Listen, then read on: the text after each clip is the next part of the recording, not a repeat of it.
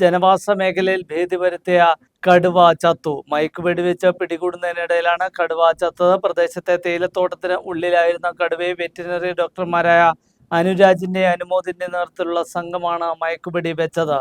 വലയിലാക്കിയ കടുവയെ കൂട്ടിലാക്കി വാഹനത്തിൽ തേക്കടിയിലേക്ക് കൊണ്ടുപോകും വഴിയാണ് കടുവ ചത്തത്. സംഭവത്തെക്കുറിച്ച് അന്വേഷണം ആരംഭിച്ച് വനം വകുപ്പ്.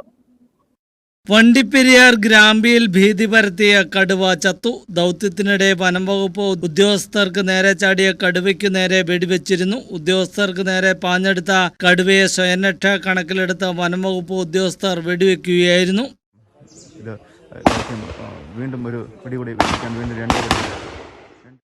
ഈ വെടിവെപ്പിലാണ് കടുവ ചത്തത്. കടുവയെ മയക്കുവെടിവെച്ച് തേക്കടിയിലേക്ക് കൊണ്ടുപോകാനുള്ള ശ്രമത്തിലായിരുന്നു അധികൃതർ. ആദ്യത്തെ മയക്കുവെടിക്ക് ശേഷമായിരുന്നു കടുവ വനം വകുപ്പ് അധികൃതരെ ആക്രമിക്കാൻ ശ്രമിച്ചത്.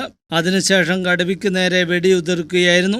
കടുവയെ മയക്കുവെടിവെക്കാൻ രാവിലെ മുതൽ ദൗത്യം ആരംഭിച്ചിരുന്നു. വലിയ തെരച്ചിൽ നടത്തിയിട്ടും കഴിഞ്ഞ ദിവസം കടുവയെ കണ്ടെത്തുവാൻ കഴിഞ്ഞിരുന്നില്ല.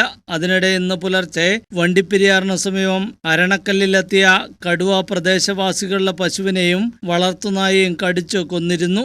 സമീപത്തുള്ള ഗ്രാമ്പിയിൽ കണ്ടെത്തിയ കടുവയ്ക്കായി കൂടുവച്ച് കാത്തിരിക്കുന്നതിനിടെയാണ് വീണ്ടും ആക്രമണമുണ്ടായത്.